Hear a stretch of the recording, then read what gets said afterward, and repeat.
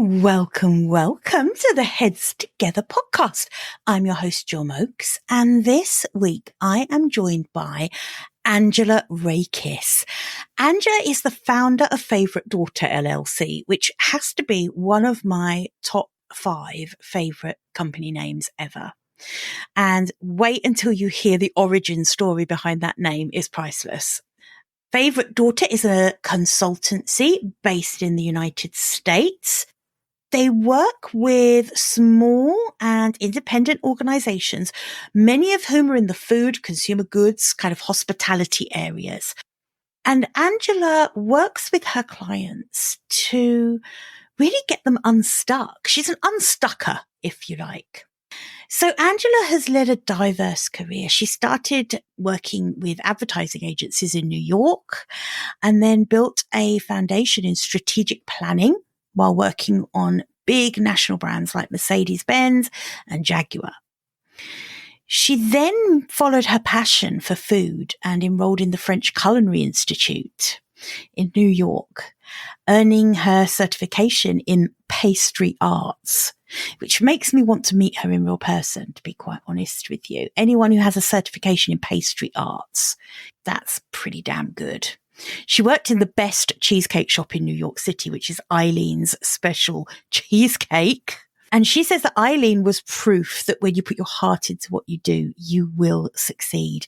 And actually, Irene is one of the people who inspired Angela to unite her business savvy with her personal passions. Irene then joined Whole Foods Market as head of marketing. And this really kind of served her as a bit of a training ground. And she was fortunate to be on the forefront of the organic, natural and local food movements. And after about 10 years doing that, she was really ready for a new challenge. And I think this was when her desire to kind of nurture these independent businesses and really help them create incredible experiences for their clients. That's got Angela into where she is today. And I think her kind of squiggly career, her varied professional background, I guess, really has given her this unique and valuable perspective on operations, on consumer behavior, on customer trends, and on business strategy, which she helps her clients with. The topic that we're going to be talking about today is one that's really close to my heart. For anyone like me who is really a recovering people pleaser, you're going to find this extremely useful. Angela and I are quite similar, and she's sharing with us today her journey from being this absolutely over-delivering people pleaser who was always running the risk of burnout to the business owner that she is today, who has boundaries, who works really hard to have transparency and clarity with her clients around what their part is to play in the results that they want. So this is a really interesting conversation and I hope you enjoy it. Let's dive in.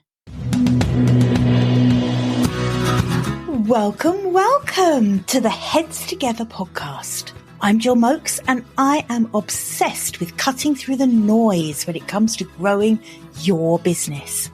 Each week, via intimate coaching conversations and inspirational stories, I share what it really takes to get the results you want in a way that feels right to you.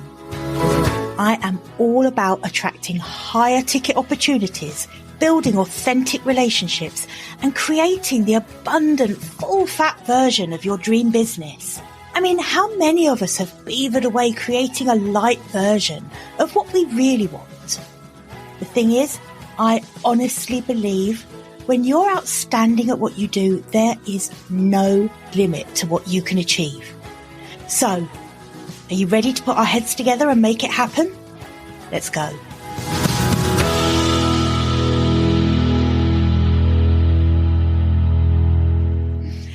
Angela, hi. Welcome to Heads Together. How are you? I'm great. Thanks for having me.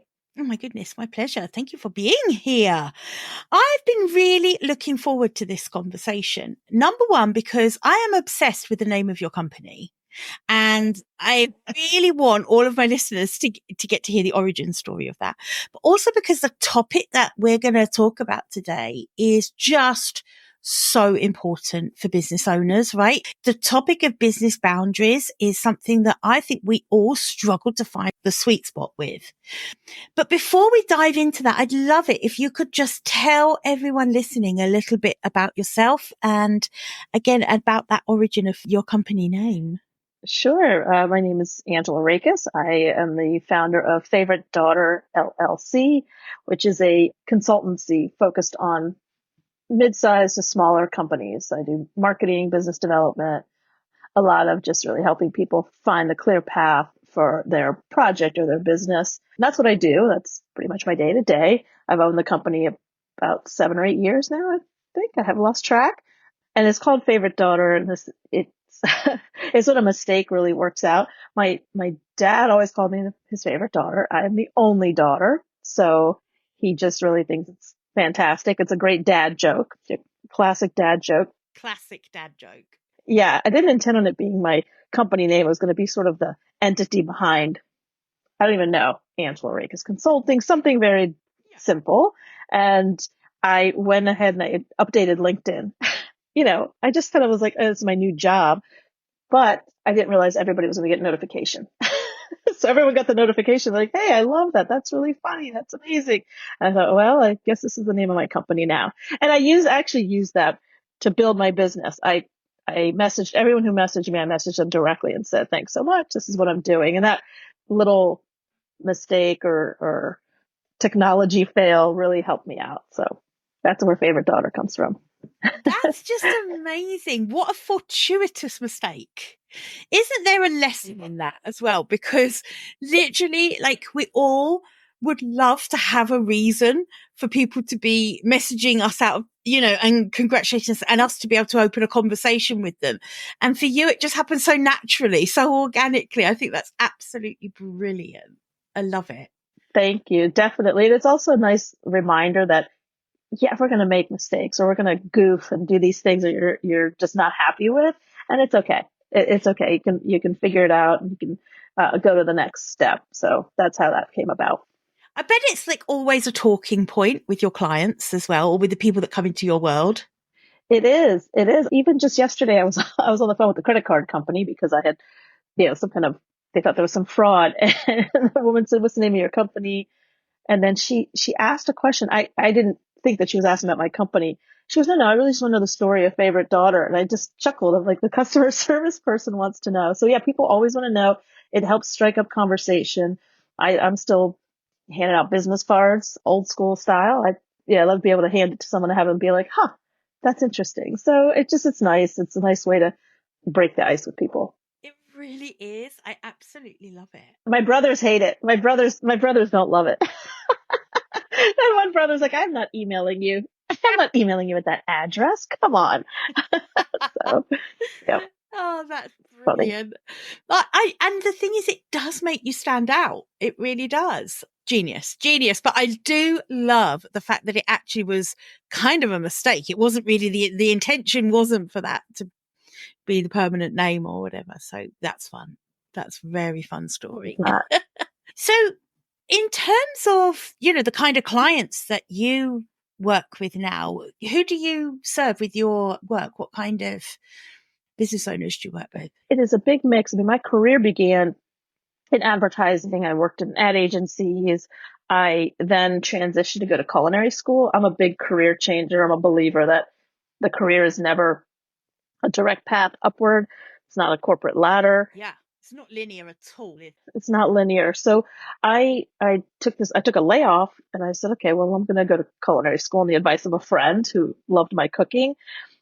And I was really looking for a way to marry my love of food and hospitality and service with my business background.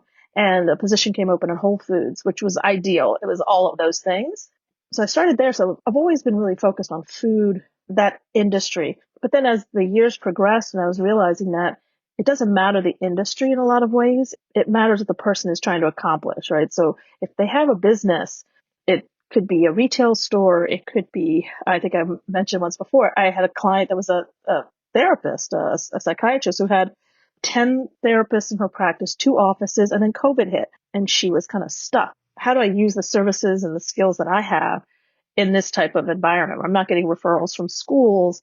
And that's when I realized that, there are people that have similar needs in various industries. So now I work a lot with, like I said, mid-sized, smaller companies, individuals, people who are excited about either moving their business forward, they dip their toe in and now they're ready to really go full steam ahead, or they have a project that it's just it itch that needs scratching. They're like, I don't really know what to do. And so I help them with that. That's my focus mostly now.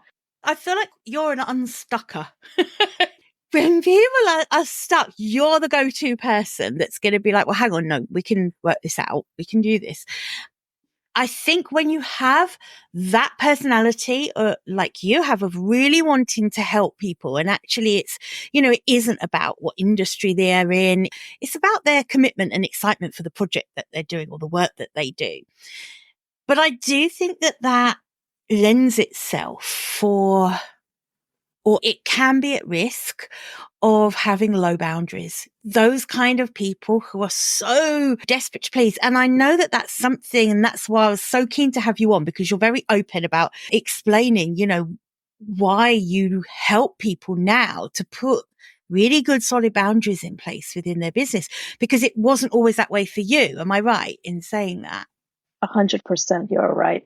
And then I think that lack of boundaries, it started in my corporate world, right? Because it's easy, even if you love your job, you're like, yeah, I loved all the career positions, the corporate, I'm going to call them corporate positions I had, but I was so willing to give up my time and my space and the hours in the day. Or can you travel tomorrow? Well, sure, I'll drop everything. Or missing birthday parties and missing weddings.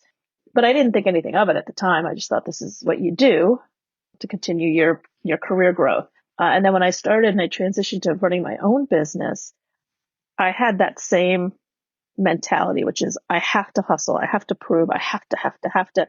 And none of those things are actually true. It's a story, isn't it?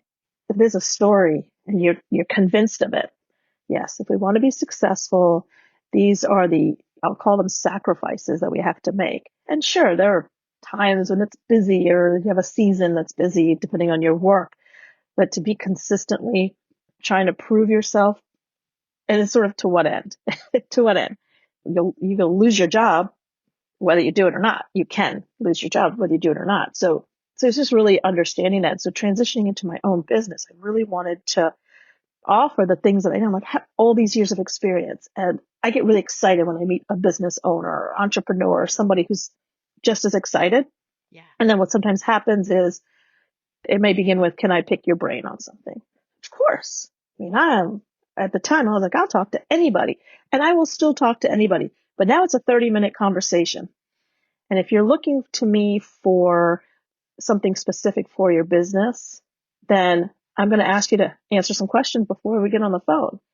If you're a friend who's just like, hey, what's going on? I have this thing I'm working on. That's a little different. But again, that's where I draw the boundary. Of course, I'm going to talk to friends or former colleagues, things like that. But now if someone is reaching out because I was referred to them, they're looking for the kind of consulting that I do, then my expectation is please complete this information. It's going to help me. It's going to help you. It's going to make me understand, oh, we're actually not the right fit. I'm not the right person for you. And I have someone else that I can refer you to that's much better at this. I have a lot of people who come to me for they're once we start talking, realize they really actually have a money mindset. I'm going to call it issue or concern. That's not my area of expertise, but I have a friend. That's what she does. And said, before you come to me, I think this is the person. So I'm willing to share, pass around people's names. I just don't want to be on the phone for an hour with no purpose. But I've given you an hour worth of my brain power and my advice and my time. It kind of began there. And then the second thing that was happening was just this kind of fear around that money piece, around what I'm asking for in exchange for my services. And I think that was a big one. There's two clients early part of my business that one, I just basically had to tell him, listen, and he kept counter offering, right? He kept counter offering what I was suggesting, right? So I'd say, this is what it is. This is what you've asked that you need. This is what I can do. And he was insistent on just changing that amount. And I kept thinking about it. I ended up sending it to a friend because I think a big part of owning a business is community. and saying, is there something I'm missing here? And she said, yeah, well, he's trying to pay you $10 an hour, and that's too low for your experience. You're So minimum wage. right. I couldn't even put my head around it till I had a second set of eyes. And I know that I was afraid that it was the beginning of my business. I don't have a lot of clients. Something's better than nothing. And that is just really the kiss of death. Oh, I totally agree. Right. I had to dig deep and send him a note that says, I'm not able to fulfill what you need at that price. Here's what I recommend, and let me know. And it was so hard to send it. I was like, oh man, I'm basically saying no to a potential client. But I took a deep breath. I did it. And here I am today. And sometimes it's not about the money. I had another one who, honestly, it was just the way she was treating myself. And I had a colleague I was working on a project with, and my colleague sent an instant message, and she said, this feels like blood diamonds. This money is not worth it.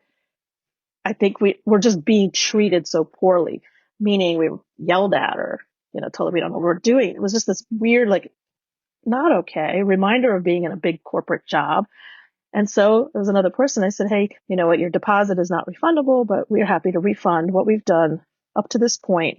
And I also was very clear. This is what I believe is happening for you, woman to woman, woman business owner, woman business owner. And again, it was really hard. I literally had to write a check to send back the money, but it felt so good because I was like, you know what? This is important. It felt so good to do it. And I think you're right. When you work in a corporate environment, you don't have that much control over the boundaries, the rules, the what's acceptable, what isn't acceptable. You have some control, but not a lot. Mm-hmm. When you have your own business, you have absolute control. You get to say what's okay and what isn't okay. And I think at the beginning, when we start out, that's quite tough, isn't it? It's quite tough to kind of realize that and make a stand for what we believe in, because you're right. There's this desperation to bring on clients. And if we're not careful, that can just tempt us into taking on wrong fit clients or clients at too low a price and things like that. And that's where these boundaries that we have to pull in for ourselves come in. So how did you manage to go from that person who would always over deliver, and how did you get to that point where you were strong enough? Like you just said, I just didn't. I said to her, no, that's not okay with us. How did that come about that Mm-hmm. you got into the habit? It takes a lot of practice. I think you get so used to doing things a certain way that you're almost on autopilot and you're going through it. Or for me, I would get excited if somebody wanted to work with me, and then I kind of was blind to what was really going on. It was like ego driven almost. It was like, look at me getting another client, or look at me. I wasn't saying that, but I know that there was a secret voice somewhere being like, yay, and then we would get working, and I realized this is not a good fit, or you got to like feel into it almost and just like, there's something is not right here. And so the more I practiced, the better it was. The more I was asking really direct questions of people who were reaching out, the clearer it got to me that I could stand on my own 2 feet. So you know what? It's going to be a tough month. I could use another client, and I want the right person because I want them to be as successful as I am. I want them to feel as excited. I have one client now at the end of every call. She's like, oh man, I have got a list of things to do and I'm super excited about it, versus like, what is a lot? And, this downward feeling of overwhelm. And that's part of my job, is to take that overwhelmingness and help you set it aside and see the clear path. Cause it's lonely sometimes to be a business owner, which is another reason why I like working with entrepreneurs, cause they don't always have somebody to be there to, have a sounding board to help them through the thought process and to be able to see that path. Like I can see it clearly and I can help them get through it. I feel like as coaches and consultants, that's like the biggest thing we offer, isn't it? I think yes, we offer expertise and that kind of sort of mentorship and advisory. But I think one of the biggest things we offer people is the sounding board, the person to bounce ideas off, someone who gets it and who's invested in our ideas. When we can find that person in a coach or consultant, it's so invaluable for growing your business. I think, it's why you and I do what we do. It's so satisfying for us too. Absolutely, it is. And I think one of the scenarios that I got into is because I'm also consider myself a connector. Like, I do love meeting and talking to people or saying, oh, Susie should really talk to Bob. The two of them, I love doing that. And so another boundary was I was doing some work, I'm going to call it for free for people because I was doing a favor. And when the favor gets bigger and bigger and you're hearing, oh, we're going to take care of this, we're going to take care of you, we're going to, we're in this together. And that's where this idea of good vibes don't pay the bills. You can feel, because that's the other side of it, you can still feel this connection and this is exciting. I'm just going to do this for them because it's not that hard, but I'm going to connect them to all the right people. And then when it comes down to it, you don't get paid because you don't have a contract in place. And I own a lot of that, right? It's like did you have a contract in place? Did you have an agreement? Were you really clear on your own expectations? Because you can't expect the other person to do it for you. And that was another mistake of mine at the beginning, which was, oh, what's the big deal? Or, oh, we'll figure that out later. That all sounds really nice. Or if I was in a barter economy, it'd be fine. I need to pay bills. That's just the reality of it. So I think owning your own sort of weak spot, or I don't really call it a weak spot, your own place where there's a discomfort. So I could have in that particular scenario said right away, hey, okay, this is what I'm going to do. What are you going to do? And how are we going to be compensated for this? Mm-hmm. It's not that hard when I say it to you right now, but sometimes it was hard to be, am I doing a favor or is this part of my business? How much time am I spending on this? Hard distinction. Yeah. When it begins as a favor, it's how far do you go with that? And when do you have that conversation? Everything gets all kind of complicated. Whereas if you're really transparent and clear from the outset about what you do and don't do in terms of a barter or a favor or whatever, it just makes it so much easier down the line, doesn't it? It does. It absolutely does. All of this is just for people pleasers. And as a recovering people pleaser myself, I can totally identify with this. But for people pleasers, this stuff is really hard because I think I remember when I started my first business as a virtual assistant, I would end up over delivering to such a ridiculous degree. I was almost burnt out. And not because I was working for anyone particularly unreasonable at that point, but because I was so desperate for them to think I was the best thing since sliced bread. Like I just wanted them to think and tell me all the time how absolutely amazing I was and how much I was so much better than any other VA they'd ever worked with in their entire lives. And I would thrive on all of that, but it just left me so burnt out. And also, I think thinking of, one client in particular, I remember nothing would be enough either. So I would be over delivering and then they would expect that as the norm and then add a layer on of expectation. And I just remember that time as being very exhausting.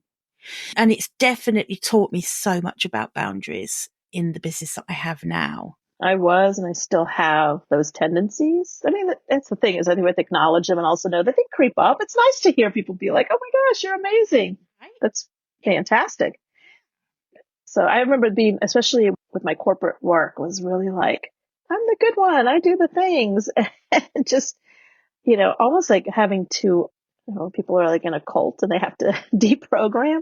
It's like I needed to detox from that for a little while after I know I want to start a business and I need to it really felt, and when I have friends who are laid off or their position is eliminated, whatever it is, my first thing to them is always congratulations, even when they're upset, because it's a chance to just stop and say, okay, what is it that I loved about this work? And what is it that I really absolutely faked loving about this work? And that helps kind of, I don't know, change your perspective. So I don't know if I answered the question of how I did it. It was just practice. And it was really being discerning about each client, trying to have some systems in place that help just think through, yeah, I can envision working with this person. I kind of see where they want to go with it. if there's a client that it's hard to schedule meetings with them, sometimes that's hard for me too, because I live by the calendar. So it's like, gosh, I really want to work with this person, but they're slightly disorganized. So, I got Calendly, the calendar link so people can, I was doing all that myself before. And it's like, okay, you know what, here's a way to ensure that the person takes accountability and ownership of what we're doing here. And so I found little tools along the way that help me with that boundary and also potentially help the client realize, like, if we're going to be in this relationship, this is what I expect of you, and here's what I'm going to do for my part. I think that helps. I think you're right. I think also there's something quite attractive in someone who's confident enough to have some boundaries in place. I think it attracts clients. I don't think it repels them. You know how small children always seem to thrive better if they've got strong boundaries? Right. I think it's something to do with that feeling of feeling safe, feeling, okay, here's someone who's going to keep me safe, going to keep me on task, and I trust in that. Yeah. Yeah. It's the same with dogs. Yeah, and Same idea. exactly. Kids, pets, it's like they want to know, oh, we're going to eat at 5 o'clock. Like that's yeah. And I think it's so easy when we have our own business. We're desperate for clients, and not desperate. It's not always desperation. Like, oh my gosh, you need the money. Sometimes it is, but it's like trying to convince yourself that you can do the job because you've always had to convince other people. Now you're counting on yourself. And to me, that's the freedom of it. That's the beauty of it, is to say, this is how I run my business, like this. Am I going to take advice from others? Of course. Am I going to look and see what other people are doing? Absolutely. But this is how I want to run it. I want to do it this way. And I want to have this. I was taking meetings all day and night, right? I had to figure that out. Like, my brain is not functioning after a certain hour. Not that it's not functioning, but it's just all day. So I have one client, and because they work day jobs, we meet in the evenings once a week. That's the only, like, if you ever look at my calendar, time slot that's open, it's for them. And I was willing to do that because of the type of work we're doing. But it even comes down to that, like, how early or late am I starting my day? When's my best energy? When are they going to get the best out of me versus they're going to get tired, Angela, who's like, oh man, I just have to do this because it's a client. Our clients deserve the best version of us, don't they? Which is another thing that's so important. So there's a couple of things have come up for me there. One is that I think for me, charging my worth, making sure I'm charging a premium price for a premium service means that I can have my boundaries a little looser if I want to. So in other words, if I'm charging a client a premium price to hire me as their coach, then I feel I have room to not over deliver, but deliver to a high standard. So that helps that people pleaser part of me, but it means that I don't have the resentment. Mm-hmm. It means that I can deliver really generously to that client, but without feeling like it's treading on my own boundaries. So I think there's something tied up with the pricing in there as well, isn't there? And it definitely comes down to the clients. The kind of clients you work with is so important always. Yeah. And I think you used an important word there, resentment, because the thing is, you're the one that's going to be resentful when you feel like your time is wasted or that your energy is sucked out, or I'm not getting paid enough for this kind of whatever we're doing here. And it's you that's going to feel resentful, right? They're going to just, for the most part, you can't control their feeling. They're just gonna be like, oh, this is great. I'm getting all this added value from this person, and they're happy, and you're feeling resentful, and you're feeling like, why did I do this? And this is so hard, and all those things will come up. So I feel like if you're clear in the beginning, here's my expectation. What is your expectation? Let's talk this through. And it is still one of the places that I'll often struggle if I'm meeting a new person. I'm like, I'm so excited to work with them, and oh gosh, I hope they can afford me. It's like that. And I start projecting my own things onto them, right?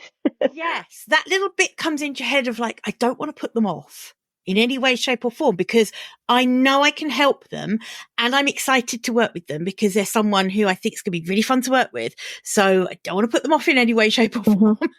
And then those old people pleasing tendencies can creep in. And I don't care how long you've been in business. I think if you are a people pleaser, you're always going to have those tendencies. They just, every now and then, they show their head. which is why boundaries are so important.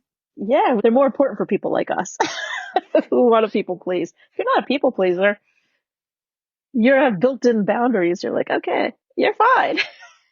It's actually there. For the rest of us, we need it. Yeah.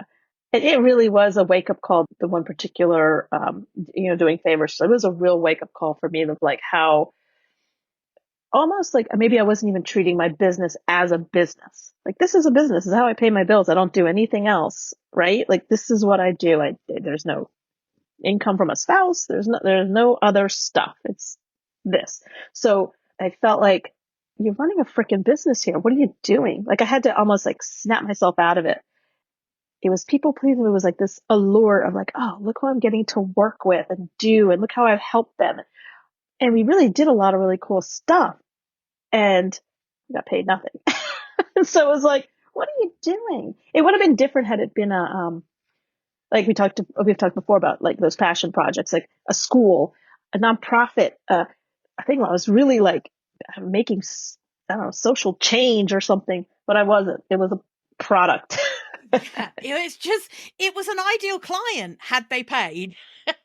Exactly. So that's why they're so important. And to be really clear in the beginning, we said that. And then also as you're working together, reassess. Don't be afraid to say, how are things going here? Or where are we with this process? And that way you're getting feedback, you're helping give them some feedback, and it's a little bit more routine versus again getting to the end of a project. Yeah, get 6 months into something and you haven't really had a good talk with the client. So take that moment. Like, how are things going? How are you feeling? Even at the end of some calls, I'll say, how did this work out? You're feeling good? Good. Really checking in with people and really listening, because they're not always going to tell you what they're really feeling, right? So it's like really listening in and saying, well, here's what I'm, reflect back to them and just do those things, make that part of your habit. And I think that's a big thing I learned as well is one, this is a business. And two, like it's on me to keep checking in and making sure, because they may not do it. They may not offer it up freely, that feedback. And also, I think this again for people pleasers, it's important to you to get the feedback. We know that about ourselves. We want to know we're doing a good job. We want to know that our customers and our clients are happy and satisfied. So maybe getting, like you say, I think it's a really good tip to get in the habit of checking in certain intervals in a client engagement to keep checking in. How's everything going? Does anything need to change? Could anything be better? And then you can get to kind of reset those boundaries, can't you? So that it's working for you both always. I love that. That's a good tip. Definitely. So in terms of your own boundaries for your business that you've worked so hard to put in place, what do you think's been the hardest thing to change? Ooh, that's a good question. The hardest thing to change is, oh gosh, how do I put it? It's the idea that I have to do it all for them. Meaning, well, they don't know, or it's like almost like taking more ownership of their business than I need to own. Than you ever could. Right. And I ever could. Right. When I was working and I was like, well, yes, I could take on that project, or I could, as like without thoughts. I think really just knowing that I have a role to play here, you have a role to play here, and then together we're going to move forward versus me just jumping in and doing. I'm good at being the doer, and like, let's just, if they're going to own a business, they too have to own those pieces of the business. I have plenty of clients that they don't want to deal with the financial piece. And it's like, yeah, and you're going to need to. I know it's the one that you don't like. Marketing and all these other things are super fun. But if we don't know, about your basic financials, you're not going to grow the way you want to. But I can't be the one to create your budget for you. Like, I need you to own that and know it. Yeah, I can so see that and resonate with that. And I think it's probably one of the biggest lessons any coach or consultant has to own has to learn is that we don't own the client's outcome. Only they can ever own that. We can give them the best coaching, the best advice, the best instruction in the world, but we can't own the outcome they get. And it's hard because we want the good outcome for them so badly. Sometimes we want to take on as much responsibility for it as we can. In fact, don't even you look at it. I'll just do it all because I really want you to get the right result. I want you to do this right. Yeah, for sure. That's one. And the other one, again, is around this is what it costs to work with me. I think that's a boundary too, right? Like it's the laying it out. And I still struggle with that. And I think it's because I do work with some people who are starting up their business or project. And so I will feel a sense of responsibility to lower my price or something like that. So that's another place where and I work on that every single time. It's like, how am I going to present this? And what do they need from me? I have this variety of offerings and they can choose this or this. These are the two ways. And that's been another one that that goes back to what we said earlier, which is be real clear on what you're going to do for them and what your expectations for them to meet you there. Right. Because I've had a few times people like, well, where's my business plan? Well, I'm not writing your business plan. On the next call, let's sit down and go through this section of your business plan. Like, if you don't know the ins and outs of your business plan, if that's what you need, it's not going to help for me to just write it and hand it over. That's not a business It'd be plan. completely meaningless. Yeah, absolutely. I've seen over the years, sometimes there will be the odd people who come along who really expect you to be more invested in their business than they are. And that's a huge red flag. That's a huge red flag. Mm-hmm. The best clients are the ones who want to partner with you and work with you to get the results, but they still retain the ownership of the outcomes. Yes, absolutely. Yeah. And there's something else about just the idea that I think that as an entrepreneur, you come into a little bit of that fear, whether it's fear of money, fear of success, whatever. There's all these fears people have. But sometimes that's what I'll come up against. And I do have to push a little bit and say, well, wait a minute. Why are we not doing this thing? Let's say, approaching this store to sell your product, whatever it is. Well, I'm just not ready for that. Are you not ready? Or I use myself as an example when I had a website built. So this was 7, 8 years ago. I refused to hit publish on the website because I was like, there's probably some mistakes. There's this, there's that. And I had a dear friend who said, you are not Amazon. 50,000 people aren't showing up to your website tomorrow. Hit publish. And I was so, so funny because that's so common. It's almost like, people are so scared to publish anything. And then there's this crushing realization that, probably no one's going to see it for about 6 months. Yeah. Until you tell people it exists, I don't think anyone's stumbling on this website. And so I hit publish. I found 4 typos. I went in, I fixed the typos. Nobody said, she's not that bright. She posted a website with 3 typos. But I needed that. And again, that was with a friend. When I say we need community, we need some community there to help you, guide you, and help you get out of your own way. And that was the thing. It was like I needed to get out of my own way. I was in the car, actually, as a matter of fact, and I called the person who was helping my website. I'm like, hit publish. And she was like, oh, thank goodness. I said, yeah, sorry. Took me a minute, but I needed that little kick in the butt. You know what? You're so right about community, though.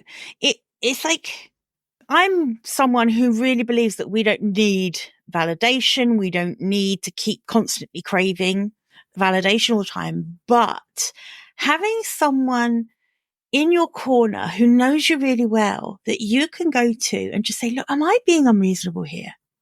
Like that example that you gave earlier with that guy who kept trying to negotiate. Just having someone that you can go to say, am I being unreasonable or am I reading this wrong? Or am I, God, it's so valuable, isn't it? I have a wonderful network of women around me and I don't think I couldn't grow my business the way I do and the way I have without that. No way could I do it on my own. Yeah. I think there's a quote somewhere. So something like, we weren't meant to go it alone. So I don't know who it is. I don't know who to attribute it to, but it's we weren't meant to go it alone. So having that, and I mean, I don't know how that necessarily ties into boundaries, but I think it kind of does because it's sort of helping you have someone kind of reflect back, like, here's what I'm seeing going on here. Are and that it does help you build that muscle of boundaries of like, okay, because then it's on you again to go back to that client or that person and say, hey, here's what's going on. Here's what I see. We're going to stop this right here. Let's make a change. Yeah. Exactly. I could talk about this topic all day because I feel like you and I are quite similar. I think we're quite similar. Like we're obsessed with our clients and in a way, sometimes to our detriment if we're not careful. So it's something like that people like you and I have to be really careful of all the time. So Angela, for anyone who's listening, who wants to find out more about you, about what you do, your business, where can they connect with you? Where do you hang out online? They can find me on LinkedIn, either Angela Rakis or Favorite Daughter LLC. They can find me on Instagram. It's just Ange Rakis, Angrakis. It's a mix of business and food and fun things, travel. Email me, Angela at favoritedaughterllc.com. Oh, perfect. And I will put all of those links in the show notes, of course. Well, it's been real pleasure to talk to you today. I think people will have got such a lot from this because I think we're not alone in this, our people pleasing ways and our need to have these boundaries in our business. So I really appreciate this conversation today. Thank you so much for coming on. Thanks for having me. I'm excited to do it again. Yes, definitely. Okay, I'll catch you soon. Bye for now. I hope you enjoyed this episode and that getting our heads together this week has filled your mind with what's possible. If you love the show, would you do me a massive favour, please? Would you leave a 5-star rating on Apple Podcasts? It would really help me put more heads together, reach more ears and expand more minds. Until next week, bye for now.